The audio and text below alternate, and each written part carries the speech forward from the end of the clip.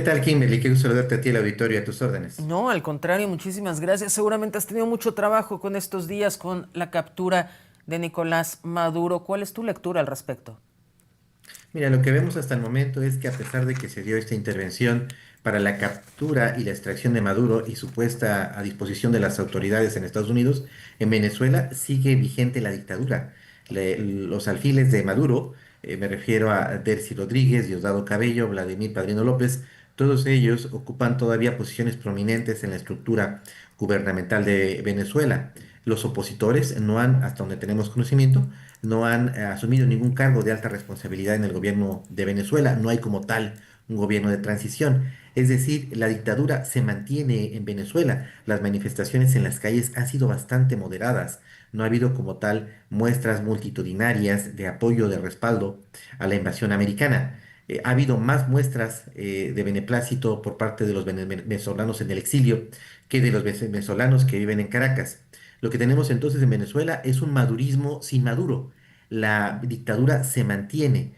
Tengo entendido que los norteamericanos trataron de establecer una negociación con Corina Machado y con Edmundo Gómez, a efectos de que la intervención americana tuviera como corolario la firma de concesiones en materia de petróleo, también la privatización de algunas empresas que son de interés del gobierno norteamericano, la firma de un convenio para asistencia financiera, es decir, la contratación de deuda con instituciones de crédito de los Estados Unidos, y que Corina Machado habría rechazado estas pretensiones americanas. Esa es la razón principal por la que Donald Trump, de arranque, de bote pronto, marginó a Corina Machado de cualquier posibilidad de incorporarse a un gobierno de transición. Y Donald Trump dijo que el propio gobierno de los Estados Unidos se iba a hacer cargo del gobierno de Venezuela en lo que había condiciones para convocar a elecciones, que en este contexto están en segundo plano, de acuerdo con la perspectiva de los Estados Unidos. Es decir, pareciera que en el caso de Venezuela a los norteamericanos les interesa más la recuperación económica que la instauración de la democracia. Esto por decirlo de manera amable, porque hay quienes critican de manera más ácida a los norteamericanos, diciendo que el móvil principal de la intervención americana no habría sido el combate a la dictadura, sino tener el control de la producción de petróleo. Y es que lo dijo Trump, lo dijo claramente, ¿no? Nunca ha hablado de temas democráticos. No, definitivamente en esta parte Donald Trump siempre ha sido muy claridoso, quizás cínico para algunos, pero él en todo caso tiene en el radar la reconstrucción económica de Venezuela y el tema del petróleo, el gas natural, la extracción de oro. Es decir, temas de, energéticos, concesiones mineras que están como primer punto del objetivo de la intervención americana en los estados, en Venezuela. De igual manera, pareciera que la dictadura al interior de la dictadura hay dos visiones. Están los duros de la dictadura, sobre todo el ala militar, que lo que buscan es una negociación con los norteamericanos para que se dé el indulto para los delitos de lesa humanidad que cometieron. Las masacres, multihomicidios, la persecución de defensores de derechos humanos, las torturas. Esto a cambio, evidentemente, de ceder el poder, pero darles una especie de pasaporte, una especie de salvoconducto para que no sean llamados a cuentas. La mayoría de las transiciones a la democracia en Argentina, en Chile, en México, tienen un componente de perdón y olvido hacia los torturadores, hacia quienes cometieron estos delitos de lesa humanidad. Todavía en Venezuela no se plantea esto en virtud de que pareciera que en función de lo que dice Marco Rubio, de lo que dijo Donald Trump, pareciera que el gobierno norteamericano lo que hace es estar en contacto directo con los líderes de la dictadura. Al menos Donald Trump sí reconoció como presidenta a Delcy Rodríguez, algo que no hizo en su momento ni con Corina ni con Edmundo Gómez, González, perdón. Lo que sigue es ver de qué manera se articula esto al interior de Venezuela. Me parece que los norteamericanos tienen un pliego petitorio, un pliego de solicitudes hacia la dictadura. Vamos a ver de qué manera Delcy Rodríguez y los demás integrantes de la cúpula gubernamental en Venezuela atienden estas peticiones americanas. Por supuesto que está latente que hayan más intervenciones militares de los Estados Unidos en Venezuela, aunque por el momento esto se mantiene en stand-by.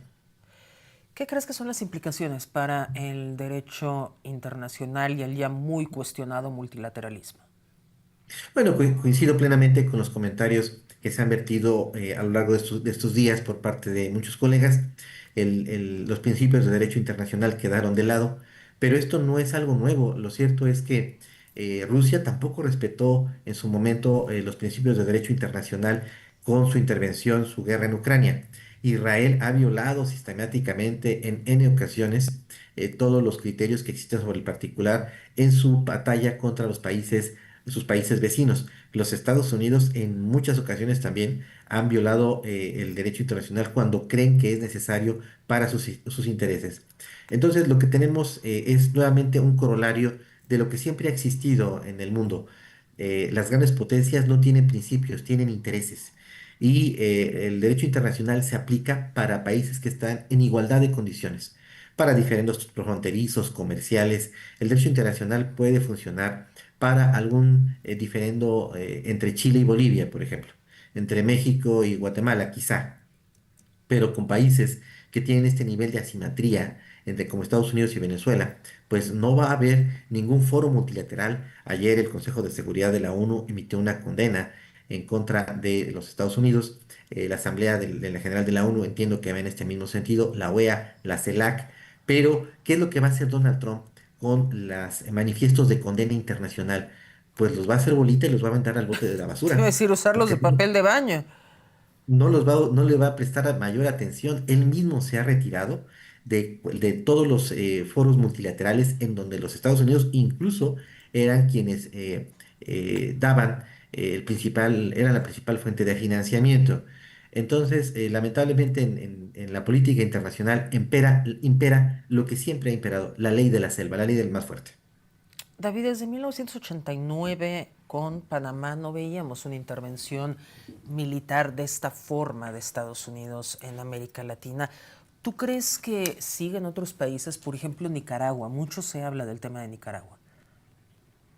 Sí, hay otros países que están en la misma situación, Nicaragua, Colombia, Cuba, sin embargo no tienen el peso específico de Venezuela.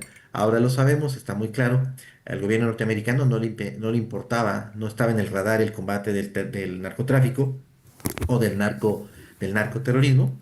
Venezuela exporta droga, sí, pero el principal destinatario de la droga que sale de Venezuela no es Estados Unidos, es Europa.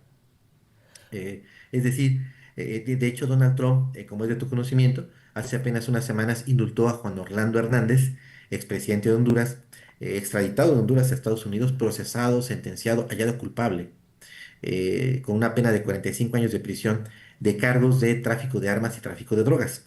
Pero fue indultado por el presidente Donald Trump. Se trata de un narcopolítico de derecha que está a favor de los intereses de Estados Unidos en Honduras y por eso fue indultado. Mientras que Maduro es un narcopolítico, pero de izquierda, que es contrario a los intereses de Estados Unidos en Venezuela. Entonces, lo que vemos es que el gobierno norteamericano ataca e instrumenta a contentillo esta estrategia de combate hemisférico a las drogas. Cuando hay narcopolíticos que apoyan a Estados Unidos, los respalda, los exonera, pero si hay narcopolíticos que se oponen a los intereses americanos, les aplica su criterio de combate al narcotráfico. Me parece que no veo en el corto plazo ni en el mediano plazo intervenciones similares de Estados Unidos en otros países.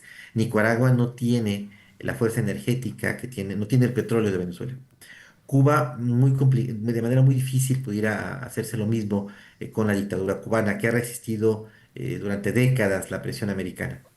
Seguramente Donald Trump tratará nuevamente de hacer la vida de cuadritos a Díaz-Canel, al presidente de Cuba y a la sociedad de Cuba en su conjunto, pero veo difícil que se dé esta intervención.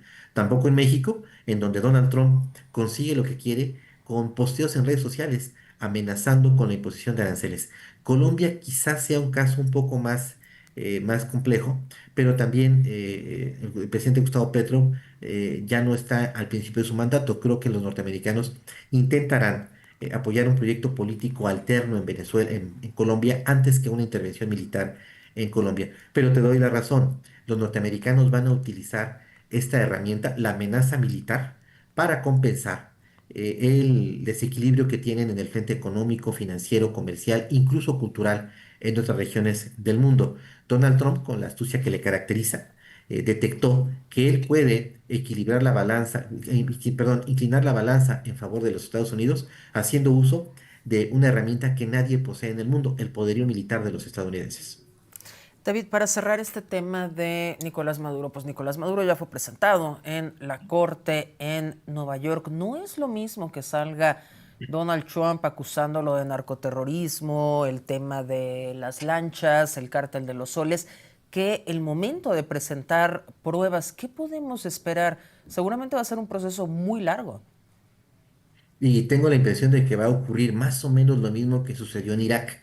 Como tú recordarás, se dio una intervención militar por parte de los norteamericanos en este país del Medio Oriente y al final nunca presentaron las pruebas de la existencia de armas de destrucción masiva. Hay una narrativa norteamericana en el sentido de que Maduro encabezaba una mafia criminal del así llamado Cartel de los Soles, pero tampoco nunca presentaron elementos de prueba, videos, testimonios, grabaciones, escuchas telefónicas, cuentas bancarias en donde se demostrara que Maduro era el artífice de la estructura criminal llamada de tal suerte, de tal manera. Entonces, intuyo que, de acuerdo con la exposición de motivos que se hizo el día de ayer durante la primera audiencia de imputación en contra de Maduro en esta corte de Nueva York, intuyo que los norteamericanos carecen de elementos de sustancia para imputar.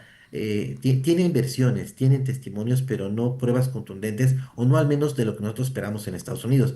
Tampoco las necesitan.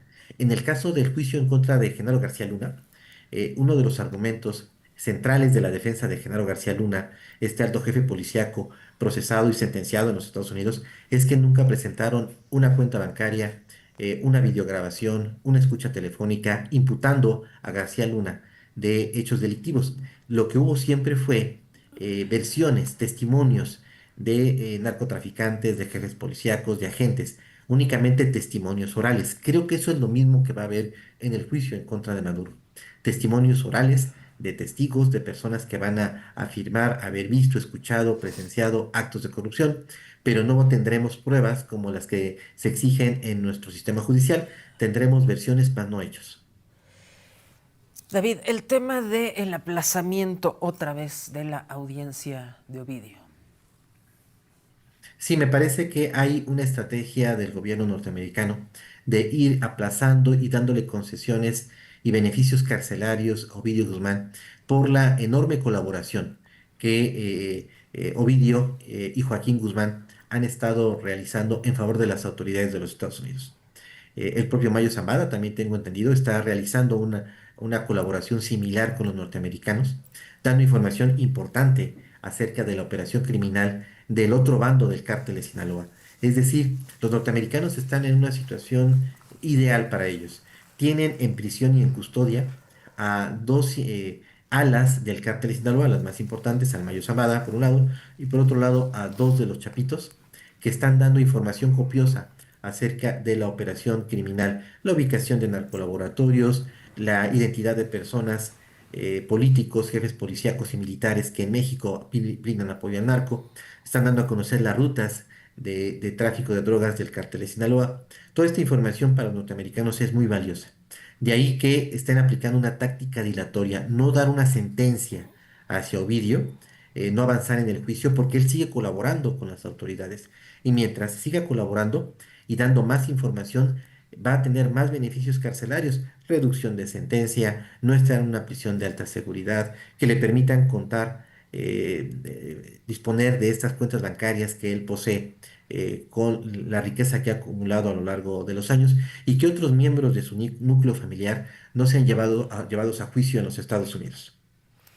David, regresando a nuestro país, este asesinato de Francisco Javier Zazueta, director de tránsito de Culiacán, Sinaloa.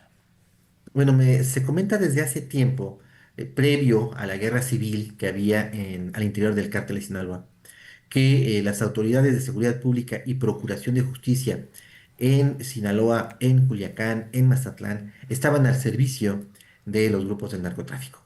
En el caso de Culiacán, durante mucho tiempo se expresó en Radio Pasillo del Gabinete de Seguridad de México, del Gabinete Federal, que la policía estatal operaba a favor del Mayo Zambada y de hecho cuando se da la captura y extracción del Mayo Zambada a los Estados Unidos, él tenía el respaldo y estaba protegido por la policía estatal, mientras que la policía local, la policía municipal, operaba a favor de los chapitos. Esto se mencionaba antes de que hubiera un conflicto al interior del cártel de Sinaloa. De igual manera, ahora sabemos que el gobernador de Sinaloa, el gobernador Rocha, el fiscal del estado, también estaban alineados con el cártel de Sinaloa y tenían reuniones periódicas para atender temas políticos y situaciones que brotaban.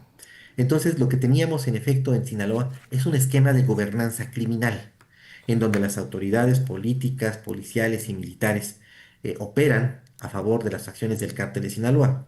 Cuando se da este conflicto al interior del cártel de Sinaloa, también empieza a darse el asesinato de policías en Sinaloa. Sinaloa nunca fue un estado en donde fueran asesinados en este número elementos de seguridad pública. Ahora Sinaloa está en el primer lugar de policías asesinados. ¿Por qué? Porque colaboran con algunos de los dos bandos en disputa.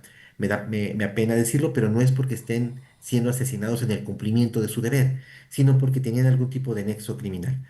Carezco de elementos para decirte en qué condición se encontraba el director de tránsito de Culiacán, lamentablemente asesinado, pero este es el contexto en el que están muriendo la mayoría de los jefes policíacos y elementos de a pie de seguridad pública y procuración de justicia en Sinaloa. David Saucedo, como siempre, te agradecemos muchísimo tu puntual análisis. Gracias, Kimberly, te mando un fuerte abrazo. Igualmente, que tengas muy buen día. Y bueno, tras el ataque estadounidense a las bases estratégicas de Venezuela, el presidente Trump volvió con las amenazas para México y Colombia.